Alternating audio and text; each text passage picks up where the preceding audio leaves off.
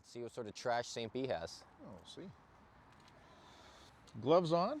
I think so. I mean, I rarely end up using my hands, but you might, and You never know. you never know. You want to be ready for anything. These streets are crazy. We may as well just get going right here because even this curb area is pretty dirty. So here, I'll come to you. We're going? We'll just do this curb area I see real quick. But welcome to episode 15 of Trash Talk with special guest this week, Jason Soltys. So that's how I say it? That's how you say it. Yeah. You got it right off the bat. Yeah. And if it sounds like I don't really know this man, it's because truthfully I don't. This is a bit of a special episode because so far the guests have been people I reached out to, but Jason reached out to me. Mike was actually walking down Main Street here looking for a ride, so I picked him up. And desperate for a ride as I always am. next thing you know, I'm picking up garbage. We weirdly enough did an audition workshop together. Yes. Which I'm eager to trash talk. I hope you don't have connections to that film studio because I got a few thoughts on that. But yeah, we sort of met each other that way. And you came out to a comedy show since then. I have, yeah. Great fan, which I appreciate. And yeah, this is a gentleman who really liked the idea and liked the idea of picking up trash so much that he came all the way from Selkirk, Manitoba this morning. He's gone out of his way to pick up trash. If I'll be completely honest, if I had it my way, I wouldn't be out here on a Tuesday, or a Monday. Yeah, I'm a Sunday picker guy. You're a dedicated individual. I'm a dedicated Sunday guy though, but I'm going to add my way because you made the effort, so I'll make the effort. We're keeping Winnipeg clean. We are. We're trying. We're doing St. B too. I figure as long as I'm doing something different, and Jason's, he's mobile. I got one day a chauffeur to drive me around. What a treat. So let's get across the bridge. So we're going to do St. B. We're going to try and see what's around the hospital. I have to imagine a ton of trash. How's your day going so far? My day is great. This is a day off from work. It is, yep. Which your work, are you allowed to discuss your work on camera? Well, I can and I can't. Yeah, sure. You have a regular day job though. I have a regular day job. Yeah, and I'm sure it keeps you busy. It does. Big old juicy piece of plastic there's in a good there. one. Yep. Yeah, and we're not like strictly tethered together. Our mics are mobile, so don't feel like if I wander into the bushes, you have to follow me.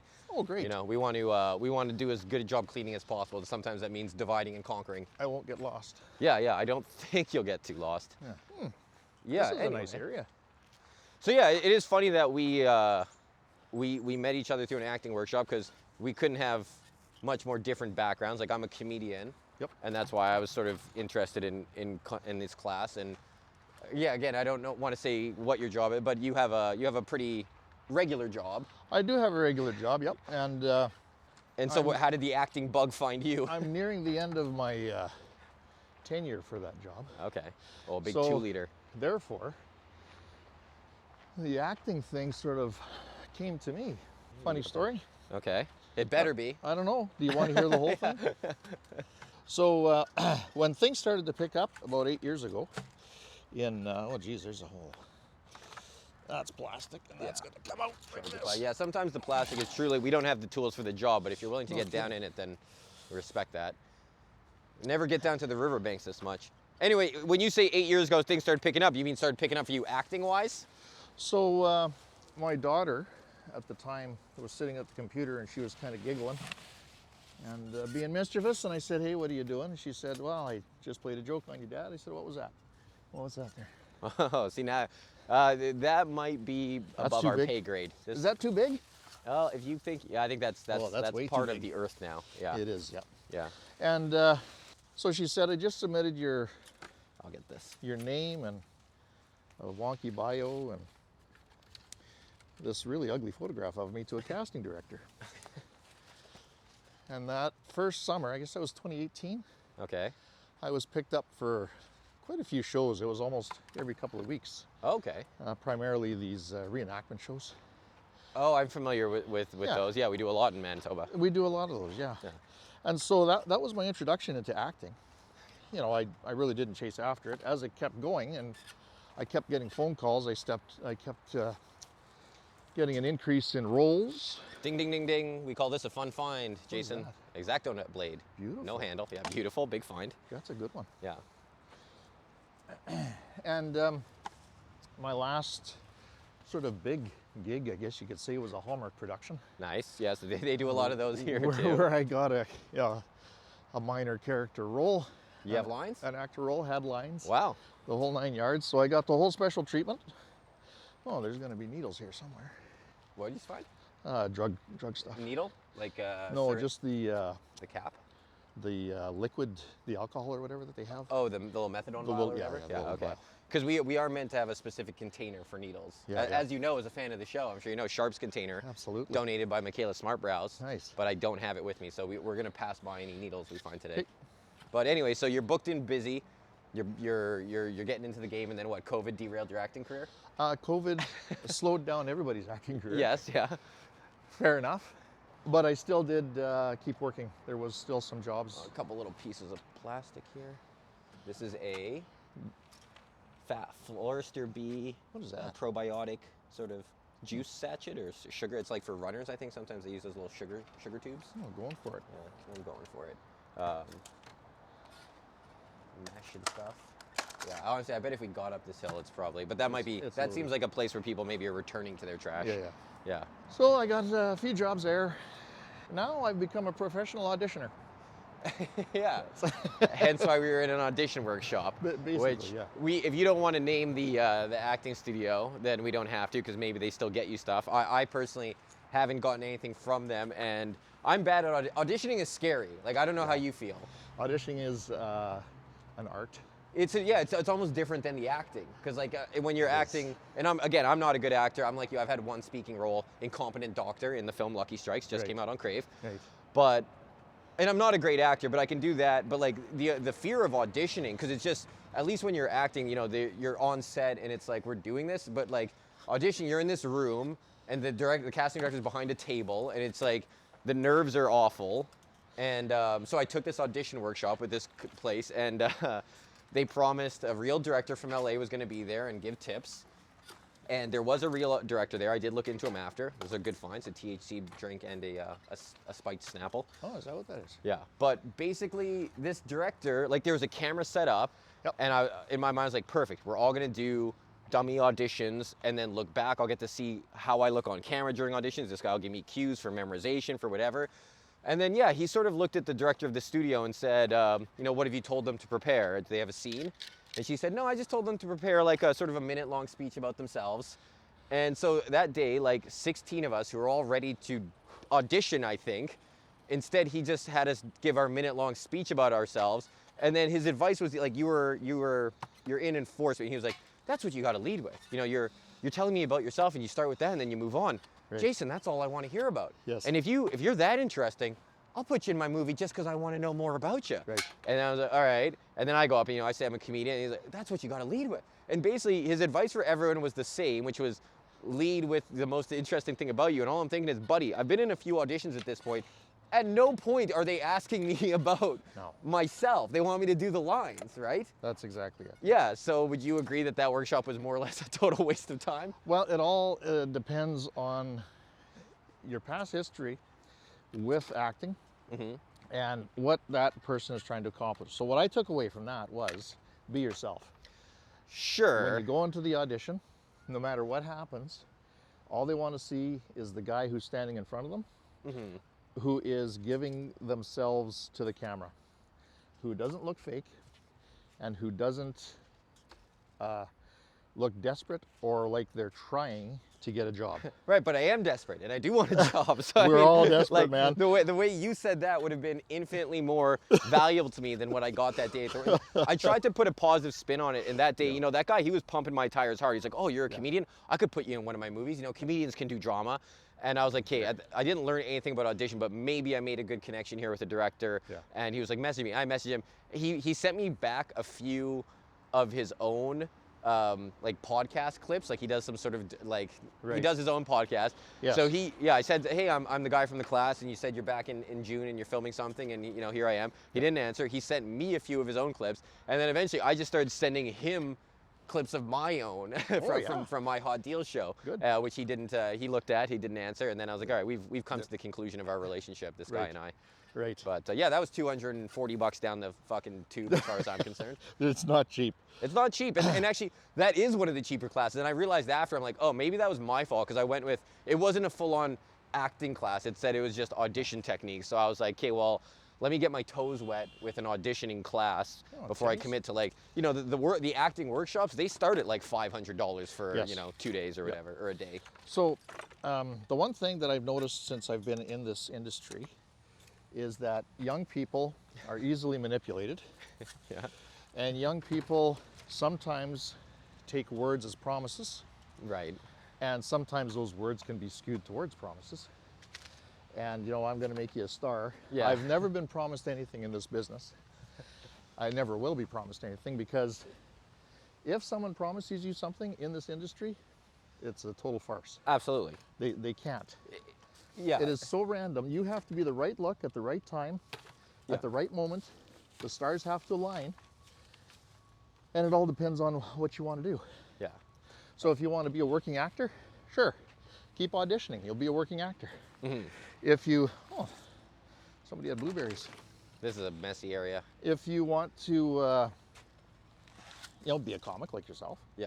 then take that route, which I'll get into later, because you're This burnt extension cord? yeah. Okay, we might have, I have to hope that someone from the hospital comes down here with a broom at some point, because You would I think do so. think this is, you're getting at it though, which I guess means you're That's forcing impossible. my hand here. Ah, All right. two more. Okay, There we yeah. go. Because we also need a dump right away. Our bucket is full already. We've hardly THC tube.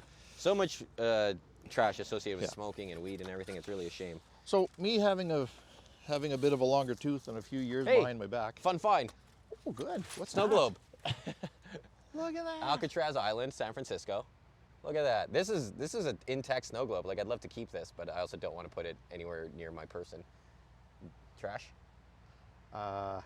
You sound like you want it. I'll say memories that were no longer needed or Memories, wanted yeah. are gone by the wayside. Yeah. It's a shame, but somebody hopefully enjoyed it for the time. I don't want the had it. hoarder to come out in me. Yeah, me neither. To Yeah. say, look at that. There's something I'm taking home. Yeah, my girlfriend would not take No. kindly to a trash No, no. snow globe finding its way into our home. No, neither Yeah. would mine. Sorry, I did cut you off there, but just to back it up, one thing that you said is very true. Like, if anybody promises you something, they are lying. That's one thing. It didn't take me long in stand-up to learn, like, I don't have the gig until I'm on stage doing the gig. Like, you know, like, the amount of times I'm like, oh man, somebody's offering me this $1,000 payday. That's good. That's awesome. And they told me they want me. It's done. I'm not getting paid until I'm doing the set. And sometimes not even then, Jason. But I've come across the weirdest thing. Like I did a couple of short films in the beginning of the year with lines. I submitted, and I can't remember if I auditioned for one or both of them. You know, a lot of it is right place, right time. right look. As a matter of fact, I got a part at one time because the lead actor for that episode bailed on them for whatever reason, like at midnight. So you don't know. It's a situation like that where all of a sudden you're cast in a role, particularly a lead role, whether it be scripted, non-scripted, whatever. You get a lot of camera time, and that's what you're looking for, because it's not the This not is the not a garbage. it's not the camera time for me, so that everybody sees, oh, look at him, look at him. Being in front of the camera more often makes you more comfortable. Yes, And time there- on set is valuable. Time on set is so valuable. Yeah. But then you learn to form your characters. Yes, I just see one piece of And blue therefore, you learn to look back at yourself and put a piece of yourself in those characters. And the more you can do that, because some of those characters you don't want to see. You don't want to be that person, but Right. you might be right for that role. thing. Right. We may as well just fucking, yeah, this is a, yeah, no, I know, and actually I'm learning a bit about it's funny, even me as someone who's done stand-up, so many needle rappers here, not the needles themselves, just the rappers. Even me as someone who's been trying to do, you know, stuff on stage and I record and review my sets, I'm learning a different thing about myself from doing this, which is a whole different cadence in how much my ums and ahs come out in certain situations, and can I kill that if I just go a little slower and compose myself? Because yeah, you don't want to bring every part of you to every character, because some of the parts you were the guy who goes and isn't right for the scene. The people who I am absolutely fascinated with, I'm a big WWE fan. Okay, yeah. And the guys that cut and gals that cut these promos, at the blink of an eye, and they rattle off, and they speak so fluidly without an or an ah or Right. skipping a beat, right? I think we might need to just go up this hill just to find a garbage, because we're actually approaching our threshold here, and I just don't see any garbages along this path. I see lots of smoking. Or do you think that's a garbage way up there? Like I see black on top of gray up there. I do too. I feel like, okay, well, let's go there, and if it's not that, we're so full, we're gonna have to dump it somewhere. Yeah, we're gonna have to go up the hill if that's not a garbage. But no, wrestling promos are, yeah, for sure. The top tier wrestlers are phenomenal actors and entertainers. Oh, that's amazing. And they go to school for the promos themselves. I don't know if you ever heard of Louis Theroux? No. He's a documentarian. He had this series, Weird Weekends, where he would just kind of get like really deep into certain subcultures. And one of them was he got really deep into professional wrestling, and he went to the power plant, which I don't know if it still exists, but as he told it then, it's the final gym you train at before you get the WWE call up. Oh, I see. And so it was really high level, and they weren't just training their physicality; they had promo training as well. And it was funny. He cuts a pretty funny promo. You should definitely, if you ever get, most of them are on YouTube. Louis Theroux, Theroux. Is that it? Fuck. Anyway, he's a British guy, really skinny, unassuming guy, and there's just something about his mannerisms. He's like so non-judgmental that he does these documentaries. Like he gets embedded with the Westboro Baptist Church, with neo-Nazis, the wrestlers. He goes into these intense mega jails in Miami, and somehow avoids getting the shit beat out of him because he's just sort of. Cool. He's just very unassuming, and he's always asking something with no judgment. He's like, well, why do you hate the Jews? Like he's just kind of, yeah, dress sock. One dress sock is always, the one is more disturbing than the pair. Here we go. See, I spotted that from a You were awesome. pretty good distance. Not my first garbage rodeo, Jason. No kidding. There you go, first bucket down for Mr. Soltys. Good. Have you kept count of buckets in the past? Like, Yeah, is there a bucket champion? I'm the unofficial bucket champ, Jason. Like there's a few people in Osborne who do it as much as me now, but I would say in the first few seasons I was definitely the most consistent. And also, as my girlfriend will tell you, I walk very fast. So I cover a lot of ground. I would say on the Sundays I average like 6 or 7 buckets. Ooh. And just by sheer the amount of days I've done it, I would have to assume I'm the bucket champ. Aside from Danny, the guy who organizes for us. Gotcha. He's been doing it for years, and he's the GOAT. I nothing but respect to Danny, but I'm of the non-organizers. I believe I'm the top tier. Remember, leaves are free, let it be. Right, is that poison Especially ivy? if they're red right now, yeah. I don't think I've ever gotten poison ivy in my life, and I'd like to not start now. Are you saying that you see poison ivy here? Well, no, I'm just saying. Okay, leaves are free, be cautious. Okay. Yeah. Because they'll call to you. They'll say, Mike. The siren call of poison ivy? You want to. Come rub your body on me. Yeah? Well, I'll resist the urge to rub my body. That's right. Yeah. So you want to just cut down here? I see. Yeah, sorry, go ahead. Going back to promos and WWE and stuff. Right. I watch a lot of that, and I don't watch it for the entertainment value. I watch it to see how these guys persist and their methods. And this is a fucking. We're doing this. I think this is. Oh, we're doing this. We're doing this. We're okay. Like this is the gold mine of trash right here. So you're saying you're studying these promos just to see how fluid they are? Study the promos. Maybe I should study some promos.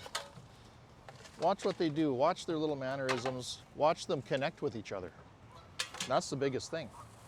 Especially like you see John Cena right now when he's going out, on his farewell tour or whatever. Right.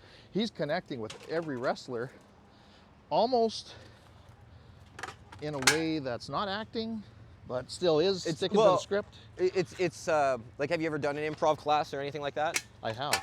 So yeah, you know, like improvisers, they're not truly improvising. What they have is, offers that they've trained to. So like, yeah, those guys are so good because they've done this so many times. They recognize, even as the guy's ramping up, oh, I see the play. So I go with the sock?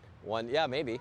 It's not to say that improvisers are top tier improv is great, but it's also just literally recall because they've been in these situations. Dirty pair of shorts, dirty pair of Zoo York skivvies. Yeesh.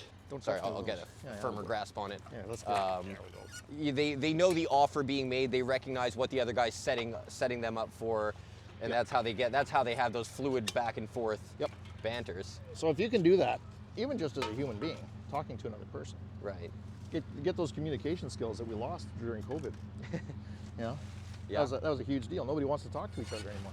We might need to dump and come back. Actually, there's really just a couple cans. A couple cans. Couple cans. Yeah, we could finish. We'll this. get them in there.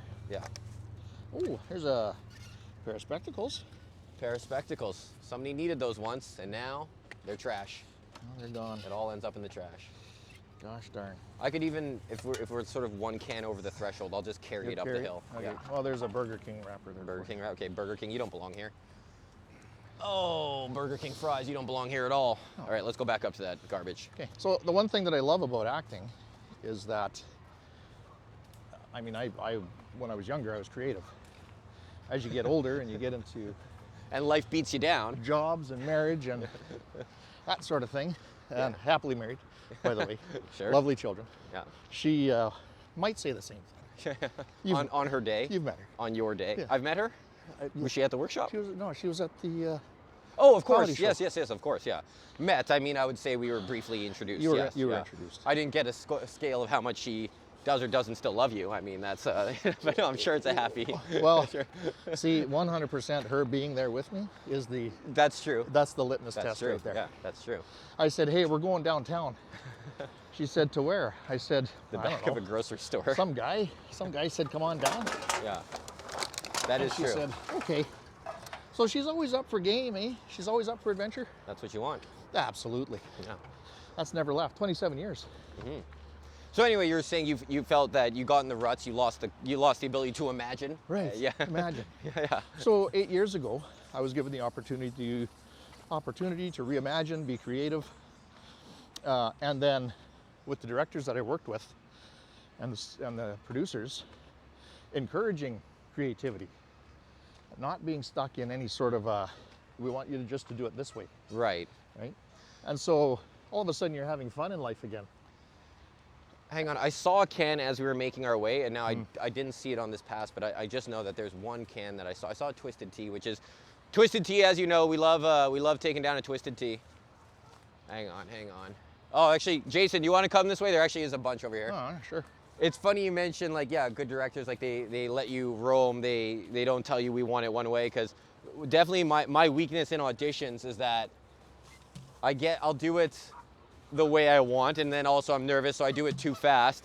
And then the directors will always tell me, because the casting directors, it's not their fault that they're intimidating. I genuinely believe they're on your side. They would love to just see the first person and be like, that was it. That was so, we know we're good here. So Yes. they're hoping you have a good audition. Yes. So, I'll go in and I'll sort of be mediocre on my first one. And then they say, okay, how about, slow it down and try this. Give it to me this way, or give it to me. And all I ever do is I say, okay, sure. And then I never take the time to actually compose myself and think, like, what does that mean? Like, well, I'd love to make a different choice, but then I start my second one the exact same way as my first. And it's actually worse, because in my head, all I'm thinking is, I'm doing it the same. So it's like the second run they give me is always worse. And then they say, okay, I think we've seen enough. You're good. I'm going to give you this. Henry Ford, right? Okay. 1913, whatever. Whether you think you're right or you think you're wrong, You're right. Yes. you're right. You know? Yes. Something to that effect. Yeah. Oh, no, sorry. Whether you think you can or you can't. You're you're right. right. Right. So I just went through my very first in 8 years. All of my auditions have been done on tape. For the very first time, I had an in-studio audition, and I absolutely torqued. I was horrible, right? And my body's Is that going. something in there? I see a big. My body's going, buddy, this is not natural. And my brain's going, no, you've done this before, just relax. And the two were not in sync. Right. So, and it showed. And therefore, you get thrown off, because now the casting director goes, okay, they're trying to be polite. Yeah. Okay, like, let's try it again. Maybe try this. And once they start making the, Sealed needle. Hello. Ding, What's ding, ding, that? ding, ding. Never found one in the pack before. oh, I found one. Yeah. Lots of Jason, those. you're a good luck charm. There you go. So you try Once to they start readjust. making suggestions and you start getting into your head, then you're pooched. Hmm. But I didn't walk out of there with my head hung low and beating myself over it. It was a learning experience. Hmm. And every audition I do, I get better and better. And it's got to be the right one at the right time that you get. Right. And I always joke with my family, because I was a has-not and never was, until I had lines. And then all of a sudden, okay, Dad, you're an actor. Oh, okay, well, thanks. I've been acknowledged by my family. Great, you know. What was your first speaking role? That was the Hallmark production. And what was the character? Jerome the Jeweler. Jerome the Jeweler. Jerome the Jeweler. And it was an important role. They're all important roles. I'm going to tout myself on this one. Yeah, they're all important roles, but for real. Because I was the unsung hero who tied the entire plot line together of the entire movie in 30 seconds. So, 30 seconds took 3 hours of taping. Right. And they had to have it right because this was a pinnacle point. Right. And I was very fortunate because I got to act with a couple of, you know, good Hollywood actors. So that in itself was a treat, regardless of actually getting the part, meeting these people and hearing them. The experience and yeah, like you said, time on set, like just the comfort level building. And that was a totally different experience, the time on set that I usually had. Right. You know, you get a car driving you, you get these assistants and stuff like that. Oh, you get to eat from the good craft service table. The whole you get your dignity. Yeah. Let's be honest, there's no dignity in the BG pen. No. You're cattle. You're, as background, for those of you who don't know the term, yeah, you're absolutely, they don't trust you to do one thing. And honestly, they shouldn't, because let's be real, a lot of the BG, it's the weird riffraff of the acting world. Some people who know what's going on and are just like, yeah, I'm a retiree, or I'm a person with this amount of time and I can get this little day gig and it's fine. But then you also get people who are like trying to be, they're taking their BG way too serious. Oh, 100%. Yeah. I was one of those guys. Okay. I was one of those guys, man. But look at you now. Yeah. Look at me, man. Yeah. Look at me now, Ma. Yeah, we made it. I got a role. Yeah. But you know what? I always keep saying, every time I set a threshold for myself, I exceed it. And so I took a bit of a break because it was getting a little bit too much. I disappeared for about a month. We took a trip out to the East Coast and stuff like that. And that was very refreshing. Do you have family out there, or you just chose it arbitrarily? We have friends out there. Nice. And we've never been, so we wanted to strike it off the bucket list. When I came back, I had a whole new perspective on myself, the roles, the industry. You found yourself out there? I didn't. I found myself many times. Yeah, as you and I've lost myself many times. Yeah. Like everybody, but yeah. When you find something that you enjoy, and my first day back from holidays, because I said to my wife, you know what, I'm going to pack it in because this is getting too much with full-time job. We want to look towards retirement. Mm-hmm. This is like a second job already. Mm-hmm. And I told one director, as soon as it starts becoming a job, I'm done. Mm-hmm. So the first day that I got home, athletic brace? What is that? Yeah, okay. elbow brace. Okay. I had an email from a casting agent asking if they could represent me. And I'm like, oh, well, that's new. So I politely declined because I really don't know who they are or why they would be after me, because I'm not that talented, really. Again, it's one of those things where are you making money or are they making money off of you? A day after that, I was asked to come in for an audition for a role that I hadn't even applied for. And I'm like, oh, okay. So it seems that every time I try to escape the industry, it pulls me back in. Yeah. So that means I'm not meeting resistance. Are you a big resistance guy? Are you a Stephen Pressfield? I'm big into the flow, right? Okay. Are you familiar with Pressfield, The War of Art and Turning Pro? No. Those are two. So there's a guy, Stephen Pressfield, screenwriter, author. He wrote a couple self-help books specifically geared towards artists. He's big about you're battling the forces of resistance. I can't let that one go. Yeah. Hey, now you're in it. Now you're all horned up for garbage. No, yeah. Now I'm getting obsessive compulsively. Exactly. Anyway, you mentioned resistance there, and I took that as a bit of a call. I thought you were on the same self-help run that I'm on. So everyone, it's all the same. Sure. No matter who you listen to, if you meet resistance in anything, take a look at that resistance, and is it worth the energy and effort to continue? If you want to test it out, sure. Go after what you're going after. If you meet more resistance, then that would be a good indicator to maybe we'll try a different method, a different way, a different path. Yes. Should it feel this difficult? Is the question you have to ask yourself. I have my oldest daughter, and I use it. You're gonna laugh. It's the trumpet scenario. You know, the kids get into grade 7, they have to pick an instrument to play. She wanted to play the trumpet in the worst way, and we said, you know, you're probably more suited to a clarinet. My wife and I, and she's like, nope, I'm playing the trumpet. Okay, so we go through the process, we get her a trumpet. She had that thing for a week. Resistance after resistance after resistance. And she's getting frustrated. So, where'd it go? Toilet paper, you're not getting away from us. No. So we said, hey, you know what? Mom still has her old clarinet. Why don't you give it a go? Reluctantly, she sticks it in her hands, blows into that thing, and makes perfect notes. And I looked at her and I said, so what do you want to play? Well, I guess I'll play clarinet. You can practice as much as you want on something, but if it doesn't want you, you're not going to get it. And what some people don't learn is that, like, you might get somewhere, but, like, yes, if you don't have an inclination to be something, if you're really meant to be a D trumpet player, maybe through just back-breaking sweat and tears, you could become a C-level trumpet. You know, you can sort of move yourself up a letter grade, but you're not going to be an A+ trumpet player unless you have that, unless it really speaks to you. Well, it's not just that. What makes you happy? Yeah, exactly. Yeah, unless you're enjoying it, that's also going to dictate how much you're willing to invest in moving up that letter grade. So the clarinet made her so happy and joyful playing it, and she got good at it, where she was asked to play at the graduation or one of their concerts or something as first clarinet. So I mean, she put the work in, there's no doubt. She took, actively participated, took inspired action, all that sort of jazz. But at the end of the day, it was the flow of life that sort of took her that direction where she was successful in it. Right. We'll dump up there and then maybe kind of loop back like on the other streets just so we can see some new territory. Mm-hmm. Yeah. Now, my youngest daughter, on the other hand, she flows with life immaculately. I wish I was her. One can. She does a fantastic job. Of just whatever she tries? Is that what you know? Well, no. As soon, she learned quickly, especially being the second one, right? Right. She learned quickly, as soon as she meets resistance, she lets it go and she tries either a different direction or a different method or at a different time. Right. And then it works out. That's an art. That is, yeah. Like, if you get so frustrated and then obsessive about it that you're going to pound it to death, I want to do this. Yeah, it is greasy.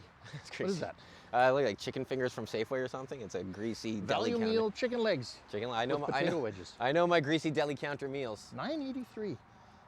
Nothing's cheap anymore. Ah, that's terrible. Yeah. It's funny. What I love about all that is the way you started. You kind of said, it's the old trumpet story. You made that sound like a parable that I would have, it's that old story about the rabbit and the trumpet. And that's just a personal anecdote, which was still great. But also what I love about that was you said at the start, like she said, I want to do the trumpet. And we like, maybe you're a clarinet girl. What do you dictate? What did you just mean?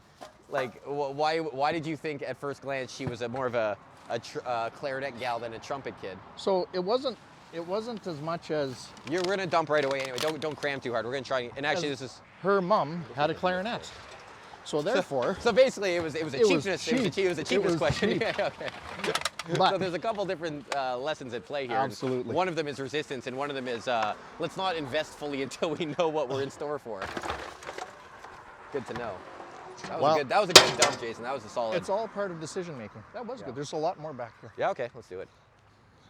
Nice views too. I hope people are enjoying the views of this show. Like, I really actually do think that it is nice. The GoPro suits Winnipeg neighborhoods quite well. We got all these canopies of trees and everything. 2 liter. We're into the big stuff. Yeah. So do you just sell the trumpet? No, the music stores have their lease programs. And, okay. You weren't all in the trumpet game. Your portfolio wasn't fully invested in trumpet. No, try it out for 10 days, all that sort of stuff, right? Are we wanting to go down there? I'd almost rather up and kind of maybe we get back to whatever, so that we can kind of make our way back to the vehicle, because I think probably by the time we go up and around, it'll be over an hour. It was 12:13. 12:13. You were at my place 11:30. Well, you were at my place early. I kept you waiting. My bad. I don't ever keep people waiting. I'm a prompt guy, but also you were there early. If I'm rushing, I'm only getting closer to the grave faster. Okay, good outlook. If we go, honestly, we go into those bushes, man, we're there all day. Is anybody going to stop for us? Maybe not. And maybe they don't have to. Maybe no, I don't think it's all going to work out just right. I slightly lost my faith in humanity there for a moment. Yeah. I love Winnipeg. Yeah, Winnipeg, I always say on the show, like, I'm not one of these self-loathing Winnipeggers, and I don't like when people are. If you hate Winnipeg, then leave, and then there's more Winnipeg for me, baby. They say your thoughts are your reality. If you Yeah, const- exactly. you're If you think constantly- this is not the town for you, then guess what? It won't be. Now, the next time we do this, Yeah. is there a next time? Well, I haven't had a repeat guest yet, but Oh, again, okay. I haven't had a guest like you at all. So you know, So who's to say? You will have to come to Selkirk. I do, you know, okay, I do. Look, give me a Selkirk sponsorship. Anybody, any Selkirk business, Jason, you must know. I know lots. You know lots, and There will be. there just needs to be something because it's a bit of an undertaking for me, and I'm a man who's not a full-time trash picker. I have Not an issue. I have things I want to accomplish in comedy, and those take up my day as well. I can get it done. Yeah, I love it. I'll come for a lunch, and I'm sure Selkirk's got some great trash, very unique trash that I wouldn't see otherwise. Yeah, I would like to do it again. If I come to Selkirk, you're the guest, and if there's a sponsor, we can do a 3-person episode. So, but Oh, wow. Jason gets to. I get the sense you're hungry for screen time, so you'll No. get in there. I'm hungry for showing off my community. Hey, that's me too, man. And you have your own picker, which I respect. And we do a lot of talking, or I do a lot of talking about different styles of pickers. So, you want to show it to the camera for a second? Just because like yours is like almost looks more durable than mine. So this is a Grasper 3000. Right. It was Grasper 3000, a great name. Unger. I believe it was a Dollarama special with that Dollarama green. That's crazy because I've just been in Dollaramas and not seen. But you know what I like about it? The handle. It's that grippy handle this way. Oh yeah, you go underhand. And you got the downward. It's a very natural. Yeah. No carpal tunnel there. Low carpal tunnel. And what I like is your pickers meet in the middle. On the road, what I've been forced to do is buy from Canadian Tire. Oh, Again, yeah. let me trash talk Canadian Tire, worst store in the world. Least helpful staff.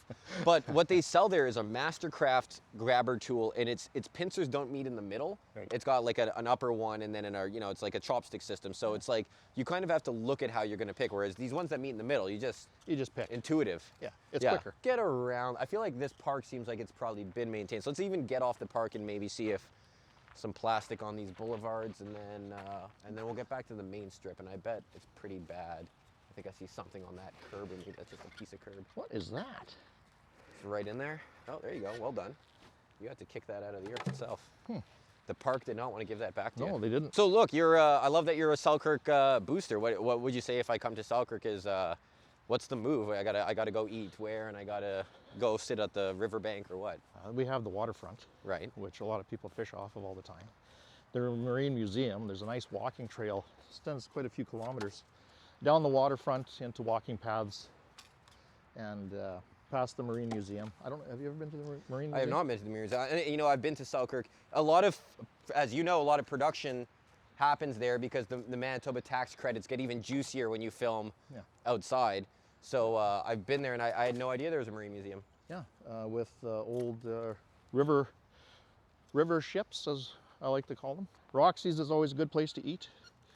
Roxy's? Roxy's, yep. Okay. As well as, we got the Boston pizza and so on and so forth. Sure.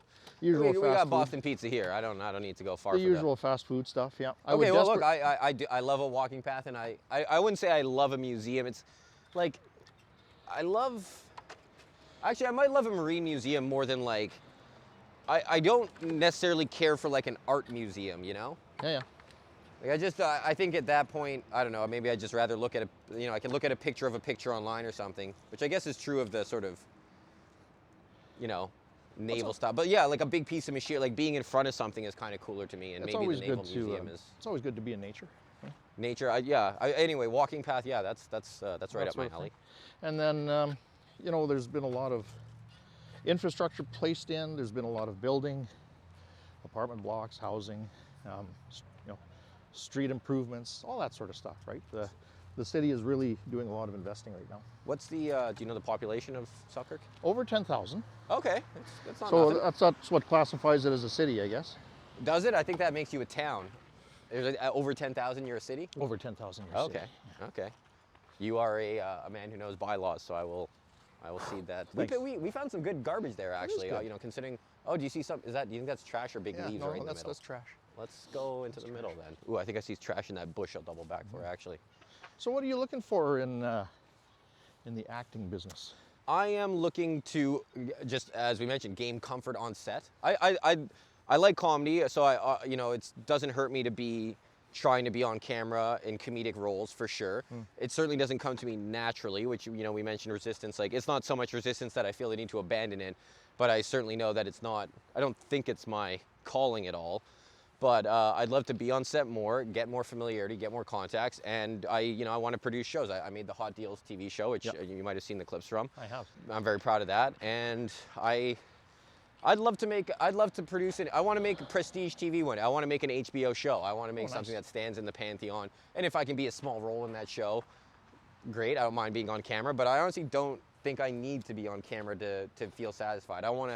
I like producing something, and if I know I made it and nobody else knows I made it, well, I don't give a shit. I know I made it. That's right. That's right. Yeah, but there's definitely more fun to be had in acting for me, and I'm very lucky that as bad as I am at auditions, from doing this, I have connections, and different producers and directors have given me roles without auditioning, and that the speaking role I had as Incompetent Doctor, that came via a great friend, a guy who actually helped me produce my very first show, the Comedy Battle Royale. Hello. There it is. Fun find. What is that? Tennis racket. No. Yeah. Oh, come on. Honestly, I actually feel bad. I know we said we're not going to come home with trash, but like, two tennis. Okay, somebody stole this and then abandoned it. Somebody stole it and abandoned. Oh, they're brand new. They're brand new. I mean, okay, so what do we do with this? It's not trash. Well, we just leave it for. We walk with them. And if somebody says, "Hey, those are my rackets." Those are my rackets, or you can leave them by the trash bin there, and if somebody picks them up. Yeah. I mean, at that point, shouldn't that some person just be me who benefits two rackets from?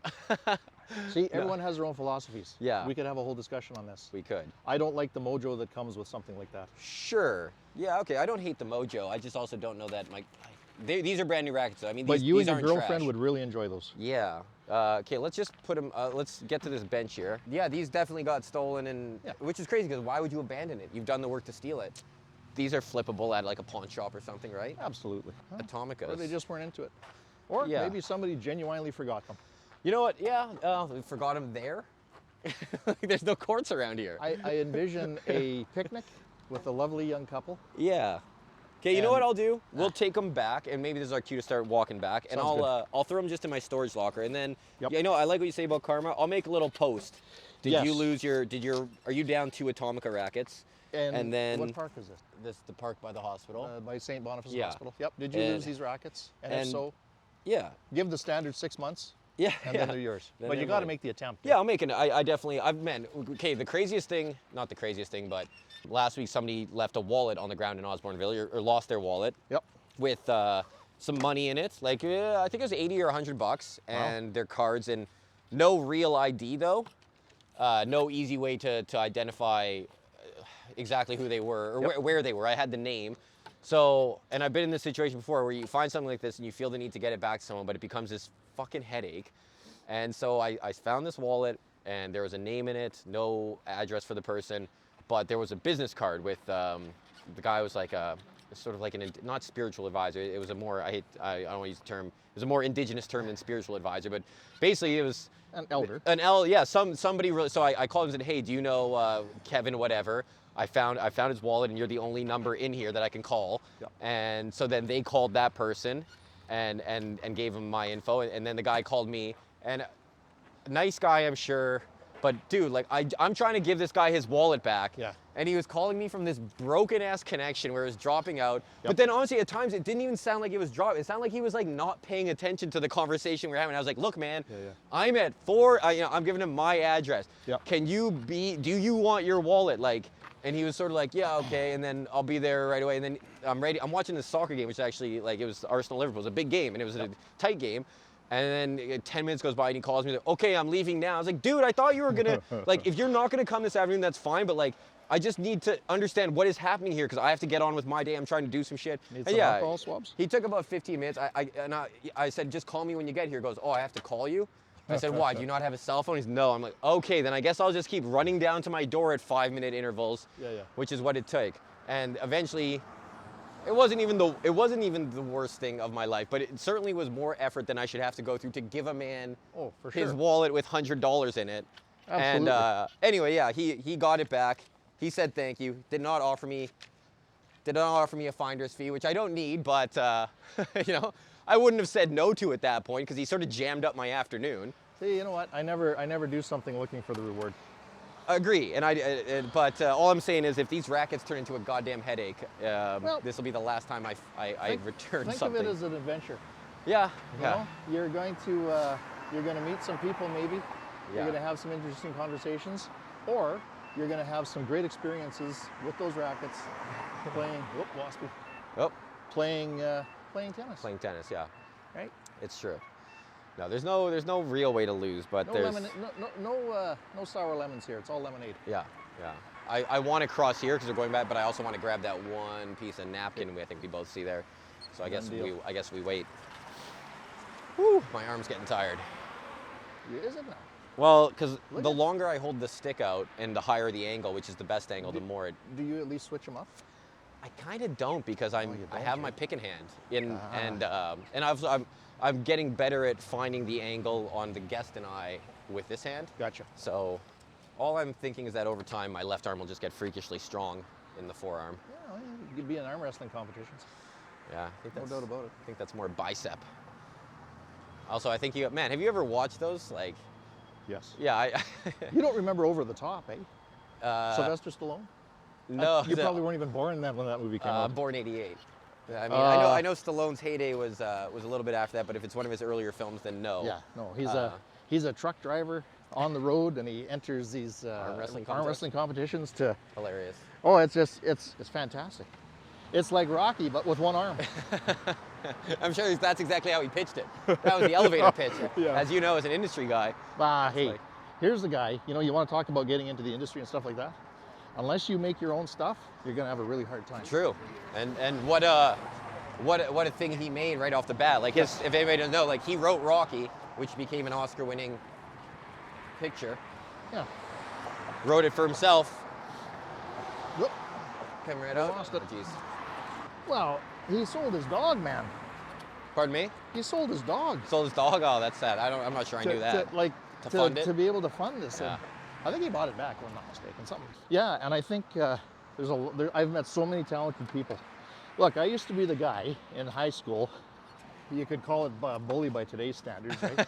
you know, the kids that were into the art stuff. Yeah. You threw them into the locker and so on and so forth. And now I'm right into the thick of these folks. Yes. How ironic. How ironic. And the things that they've taught me, I would have never learned on a basketball court or a volleyball court. And you couldn't have learned it back then because you were busy shoving them into the locker. Yeah, you can't hear them through the locker. Yeah. It's an interesting turn of events as they step into the over the hill club, past 50. They always say you got more time. You have more time in front of you than behind you. I have less time in front of me Weed drink. than behind me. Oh, you could live to be 100. Well, Thing is, no, they won't be. This is you have a limited amount of years where you have the piss and vinegar to make things happen. that's right. Obviously, into your 80s, you hope that you don't have to make things happen. You can just sit back and enjoy what you've made happen. Well, you know what? At that point, I'm just outliving guys for roles. yeah. You're the only guy who can play 80-year-old man once you're the only 80-year-old man in the casting pool. I'm the lovable grandpa. Yeah, that's true. The guy with the dad bod. You know, all that sort of jazz. Yeah. Ooh, a can. It's a Mike's can. Is this your label? That's my official drink. Huh. No, I've actually never really been a Mike's Hard Lemonade guy. It's funny, I just got into this with Chloe. She said she never had a twisted tea. And it's like, look, I don't love a Mike's Hard or a twisted tea, but we've all had it on a hot day or something, Right, you know? right. Okay, I'm just gonna try and... I haven't since '92. You distinctly recall the last time you had a Mike's Hard? No, that's the last time I drank. Oh, okay, that makes it easy to remember. Yeah, that was my you better give it up, son moment.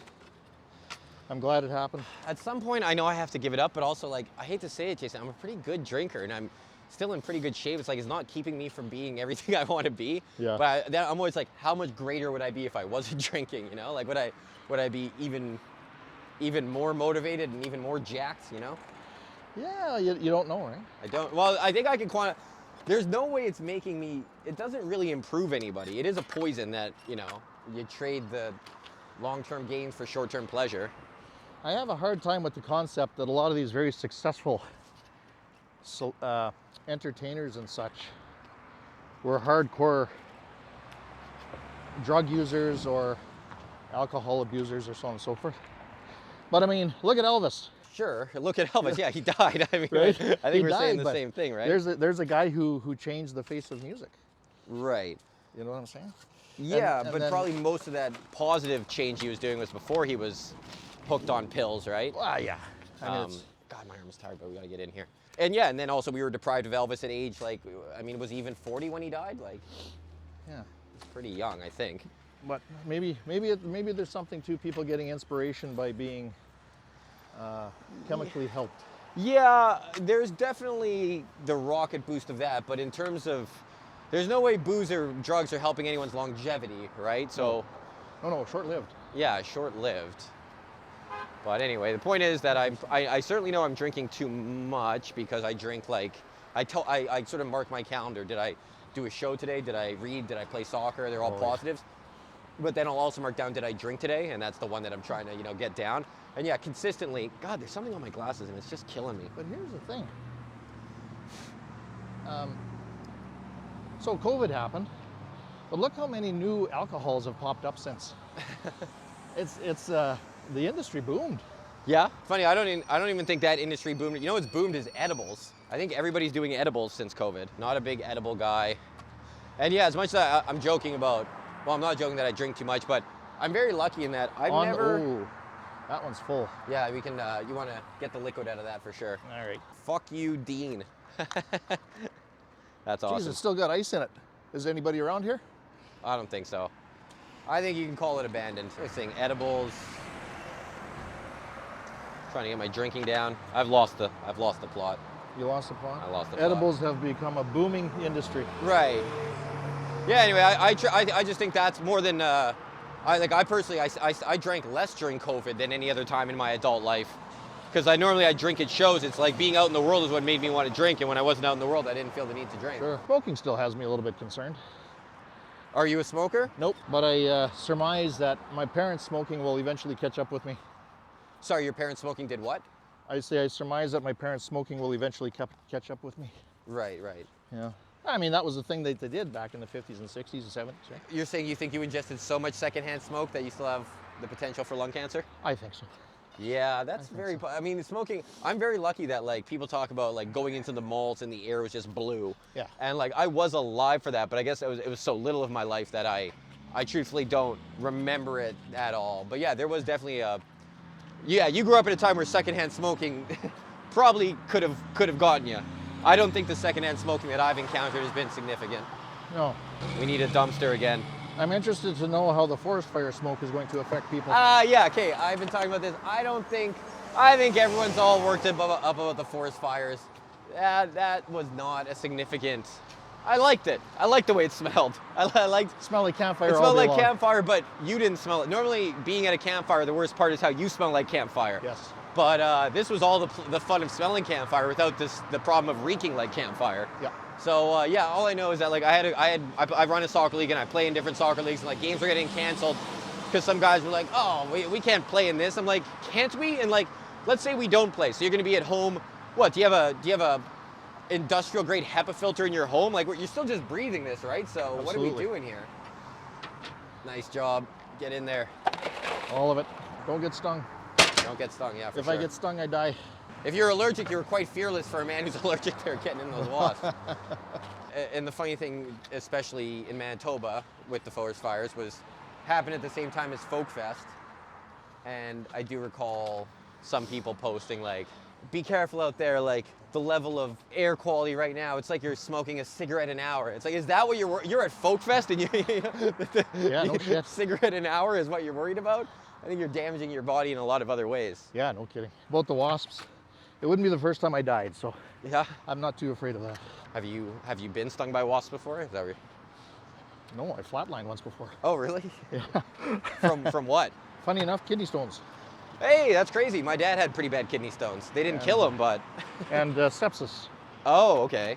Were you already in the hospital? Like, basically, did you get rushed to emerge and kind of were you sort of already in the hospital when things went wrong? It was after surgery when things went wrong. Okay, well at least you're in the right place. Yeah, exactly. Yeah.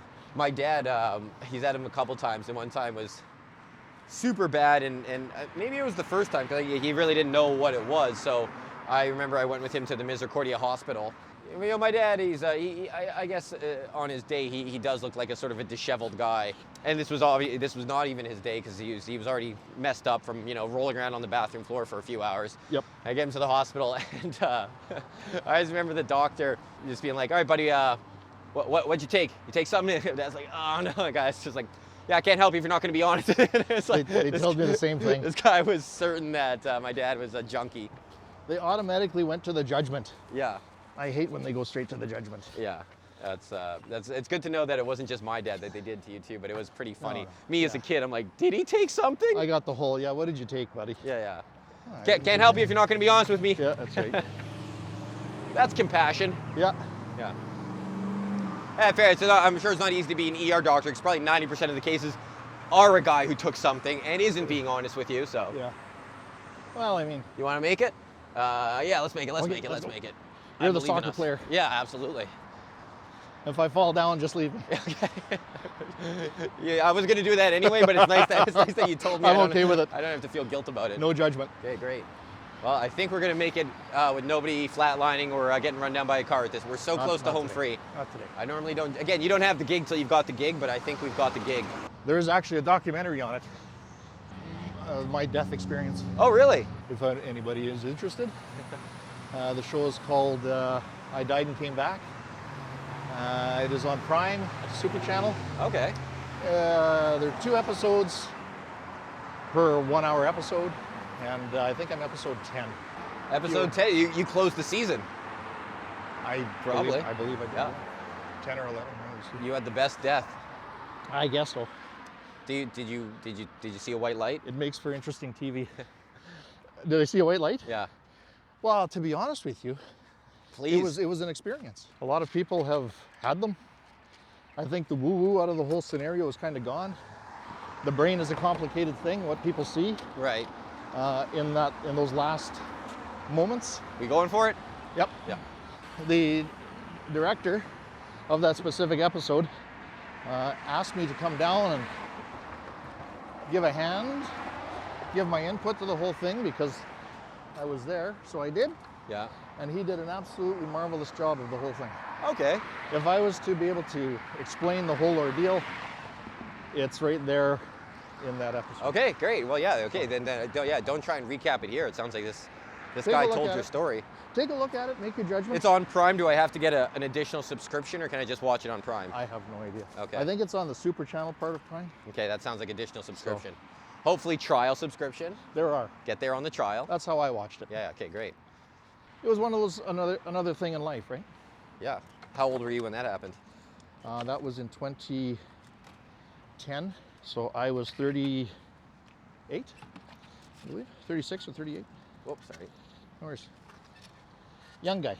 Young guy, yeah. Too young to go from kidney stones, that's for sure. Yeah, well, What is the appropriate age to die from kidney stones, I guess?